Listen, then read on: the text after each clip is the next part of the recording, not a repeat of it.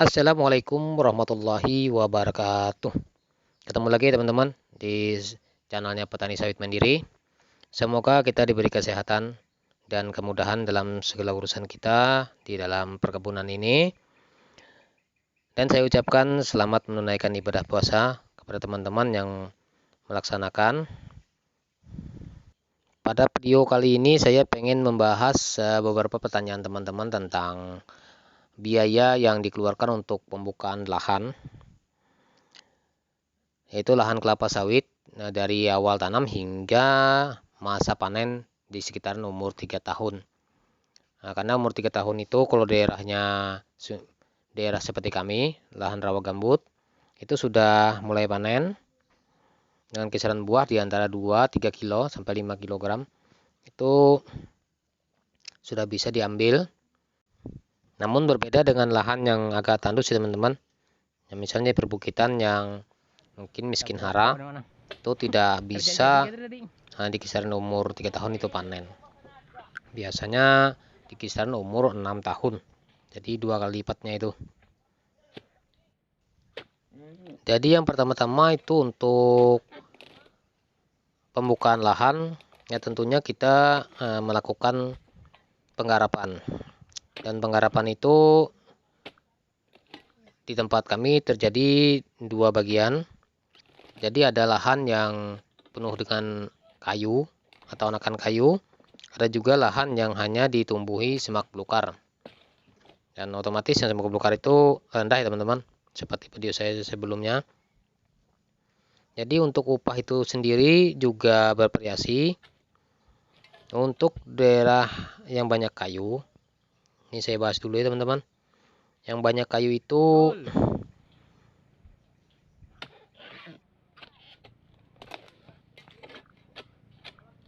kita bahas lahan yang berkayu dulu ya teman-teman.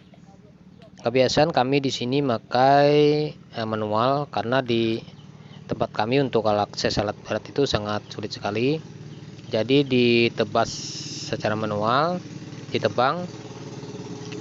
Karena untuk yaitu tadi saya bilang akses alat berat sangat sulit. Kemungkinan misal ada akses itu akan lebih mudah dan tentunya biayanya akan lebih ringan. Sebagai contoh, saat ini upah tebas dalam 1 hektar di kisaran angka 2 jutaan. Jadi untuk 1 hektar biaya tebas yang dicampur dengan kayu, dan ongkos tebangnya itu terpisah. Jadi ongkos tebang juga sama sekitar 2 jutaan. Itu dengan biaya menyisihkan kayunya, atau kami bilang di sini disimpu. Karena kayu sesudah ditebang disingkirkan lagi menjauh dari jalur tanam. Jadi biaya yang dikeluarkan untuk tebas plus tebang plus pembersihan itu diperkirakan sekitar 4 juta rupiah. Langkah kedua melakukan penyemprotan, yaitu penyemprotan herbisida di lahan yang baru ditebas di sekitaran umur 2 bulan sesudah tebas. Jadi biar gulmanya yang baru tumbuh itu bisa semuanya kena dan bisa bertahan lama. Itu menghindari juga dari serangan berbagai hama, yang terutama sekali itu tikus, babi, dan lain-lain.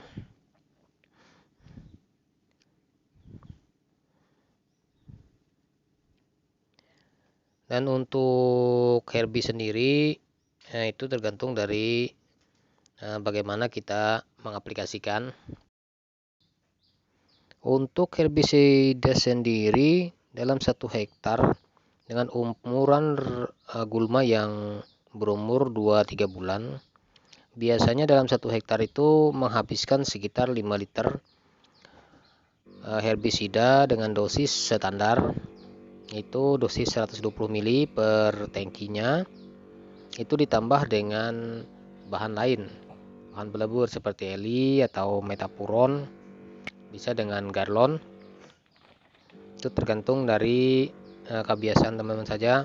Kalau saya di sini biasanya kalau banyak kayu, menekan kayu dan gulma-gulma yang jenis pakisan itu saya campur lebih banyak untuk mematikan jenis gulma yang bandel itu. Jadi 5 liter herbisida saat ini itu perkiraan harga per liternya 100.000, itu sudah 500.000 rupiah. Sedangkan untuk upah semprot per 5 liter itu satu tangkinya saat ini di daerah kami sekitar 10.000 per tangki. Jadi perkiraan biaya herbi dan ongkos biaya penyemprotan itu 900.000. Selanjutnya yang terpenting yaitu bibit. Teman-teman bisa memilih bibit unggul atau dari jenis PPKS, Costa Rica, atau dari Sriwijaya. Itu semua bibitnya cukup bagus untuk ditanam di lahan seperti yang kami miliki di sini. Dan saat ini kalau di tempat daerah kami untuk membeli bibit unggul itu umuran 1 tahun, harganya sekitar 50.000 per pohon, per satu pohon. Sedangkan untuk 1 hektar kita membutuhkan 136 batang kelapa sawit.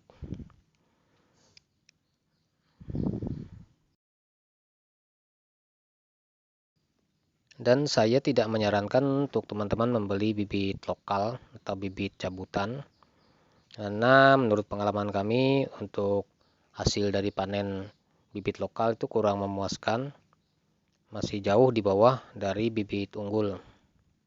Oke, sekarang kita lanjutkan. Jadi kalau kita hitung dari harga 50.000 dikalikan 136 pokok, itu kita menghabiskan biaya 6.800.000 rupiah. Ditambah lagi untuk biaya tanam dan pancang itu di kisaran 12.000 rupiah per satu tanam,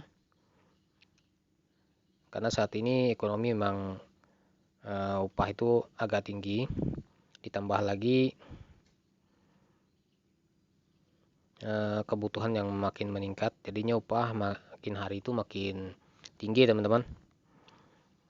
Jadi biaya tanam itu di kisaran 1.600.000. Jadi total biaya bibit dan tanam dari harga bibit 6.800.000 ditambah 1.632.000 menjadi 8.432.000.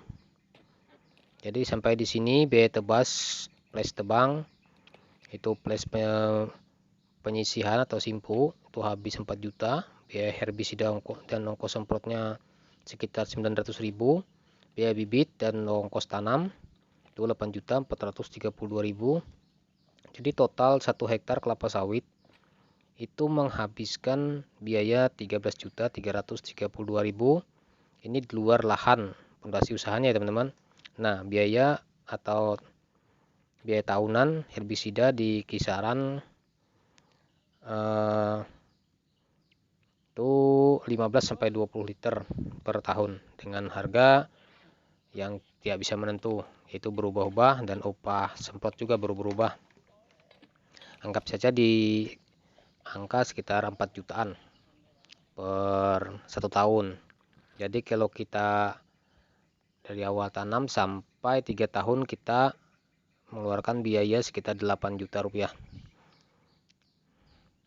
Nah, mungkin teman-teman bertanya kenapa di sini saya tidak menambahkan biaya pupuk dasar dan biaya kapur. Karena yang saya bahas di sini di daerah saya dengan kondisi lahan yang kami anggap subur, penuh dengan humus dan unsur hara.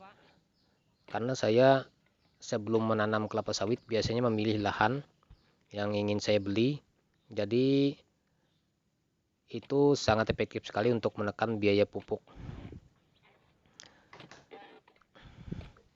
Dan untuk masalah itu sudah pernah saya terangkan beberapa tahun yang lalu kepada teman-teman di video saya. Nah, dimana kita memilih lahan itu harus benar-benar teliti. Dan untuk biaya pupuk sendiri, kalau misal kita hitung, 1 tahun saya biasanya hanya mengeluarkan 50 kg. Nah, anggap saja kalau bukan Oria, NPK Mutiara, itu harganya sekarang hampir 1 juta. Jadi kalau dengan harga 60.000, total biayanya cuma 300.000. Jadi 900.000 ditambah 300.000, saya 1.200.000. Kalau teman-teman pengen menambahkan biaya kapur dan pupuk, itu di luar pembelian tanah, karena tanah itu kan dianggap untuk fondasi pembuatan usaha. Nah, lalu bagaimana supaya kita bisa menekan biaya tersebut? Misal saja mengurangi herbisida, mengurangi biaya penyemprotan, mengurangi biaya pupuk dan sebagainya. Itu tentu kita harus punya trik dan cara sendiri. Misal saja seperti video yang saya bagikan, menambahkan perekat, rutin mendatangi kebun kita sendiri, melakukan penyemprotan sendiri, dan kita membeli alat sendiri.